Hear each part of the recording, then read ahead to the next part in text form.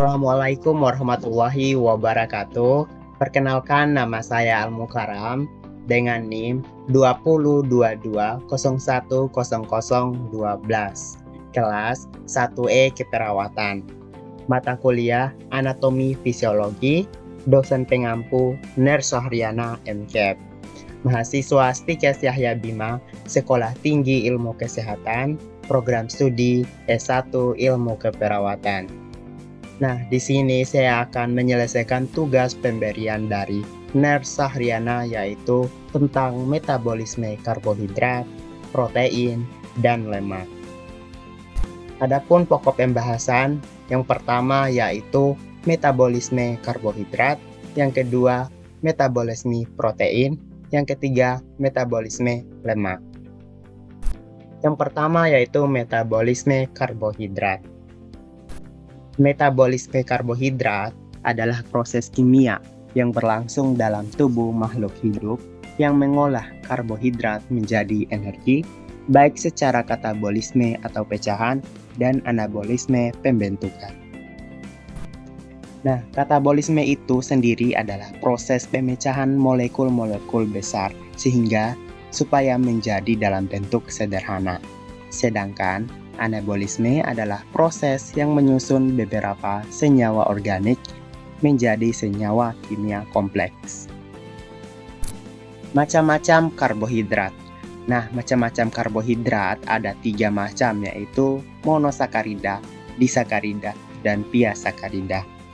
Monosakarida dan disakarida ini adalah ciri-ciri makanan yang memiliki rasa manis, sedangkan piasakarida ini adalah ciri-ciri makanan yang tidak memiliki rasa atau hambar. Nah, proses metabolisme karbohidrat terjadi di mana sih? Terjadi di otak, dan hati adalah tempat penyimpanan produksi berlangsung metabolisme karbohidrat. Nah, langkah-langkah pembentukan metabolisme karbohidrat yaitu ada 4 langkah. Yang pertama yaitu glikolisis. Nah, glikolisis ini adalah proses untuk memecahkan karbohidrat untuk menghasilkan energi. Pada saat proses ini terganggu akan menimbulkan penyakit, salah satunya yaitu diabetes. Kemudian yang kedua yaitu dekarbolisasi. Peristiwa perlepasan karbolisasi dari asam pirufat atau 2C3 dalam penambahan molekul KO2 atau 2C2 dalam suasana aerob yang berlangsung di membran kristal mitokondria. Kemudian yang ketiga yaitu ada oksidatif, proses untuk mengatur ketidakseimbangan partikel bebas dan antioksida dalam tubuh yang terjadi secara alami dan jika terganggu akan mengakibatkan kerusakan sel jaringan. Kemudian yang keempat yaitu ada siklus Krebs. Nah, siklus Krebs ini yaitu merupakan proses rangkaian reaksi metabolisme respirasi aerob pada sel yang menghasilkan energi. Nah, di siklus Krebs ini adalah langkah yang akan supaya menjadi energi. Kemudian yang kedua yaitu metabolisme protein. Metabolisme protein merupakan proses kimia dan fisik yang mencakup pada proses anabolisme protein menjadi asam amino dan katabolisme asam amino pada protein. Asam amino terdiri atas unsur. Yang pertama ada karbon, oksigen, hidrogen, dan nitrogen. Dari 4 unsur tersebut masih mengandung beberapa unsur lagi seperti fosfor, besi, sulfur, iodium, dan kobalt. Nah, jenis-jenis protein. Nah, jenis-jenis protein ini yang pertama yaitu protein enzim, yaitu sebagai pendukung terjadinya reaksi kimia dalam tubuh.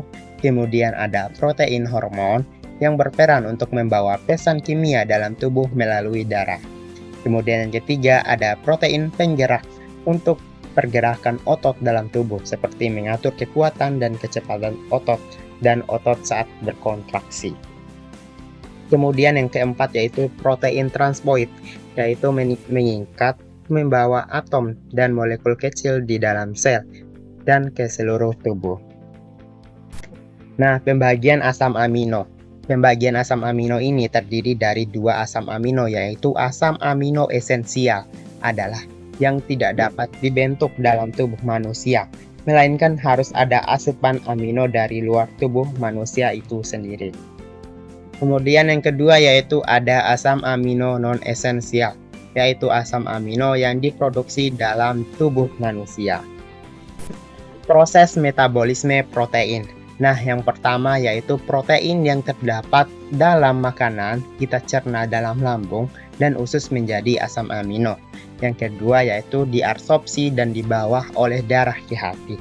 Kemudian sebagai asam amino diambil oleh hati protein dalam sel-sel tubuh dibentuk dari asam amino.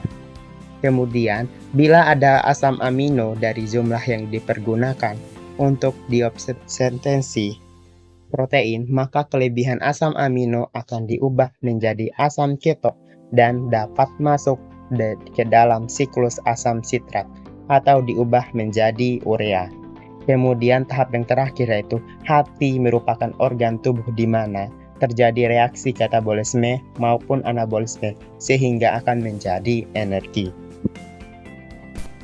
Kemudian yang ketiga ataupun yang terakhir yaitu metabolisme lemak. Metabolisme lemak adalah proses di mana asam lemak akan dicerna, kemudian dipecahkan untuk menghasilkan energi, ataupun disimpan di dalam tubuh sebagai cadangan energi. Metabolisme lemak terjadi di mana sih? Nah, terjadi di dalam usus dan dibantu oleh enzim lipase yang ada di dalam usus. Kemudian jenis-jenis lemak. Nah, jenis-jenis lemak ini ada dua jenis yaitu lemak jenuh. Lemak jenuh ini adalah lemak yang pada umumnya terbentuk pada contohnya mentega, susu, murni, minyak kelapa, dan daging merah. Kemudian yaitu ada lemak tak jenuh. Adalah lemak yang memperkecil serangan jantung dan menaikkan antibodi dan mampu menurunkan kolesterol LDL. Nah, lemak tak jenuh ini dibagi menjadi dua yaitu lemak tak jenuh ganda, contohnya yaitu minyak zaitun, unggas, dan alpukat. Dan ada lemak tak jenuh tunggal, contohnya ikan dan seafood. Kemudian proses metabolisme lemak. Nah, yang pertama yaitu proses pemecahan atau hidrolisis. Kemudian yang kedua ada proses menghasilkan lemak dan gliserol. Kemudian reaksi glikosis dan reaksi biokimiawi. Kemudian yang keempat yaitu sehingga terbentuknya energi karena ada reaksi glikosis dan reaksi biokimia tersebut. Dan mungkin itu saja materi yang saya bisa sampaikan. Lebih dan kurangnya mohon maaf. Wabillahi taufiqul hidayah. Wassalamualaikum warahmatullahi wabarakatuh.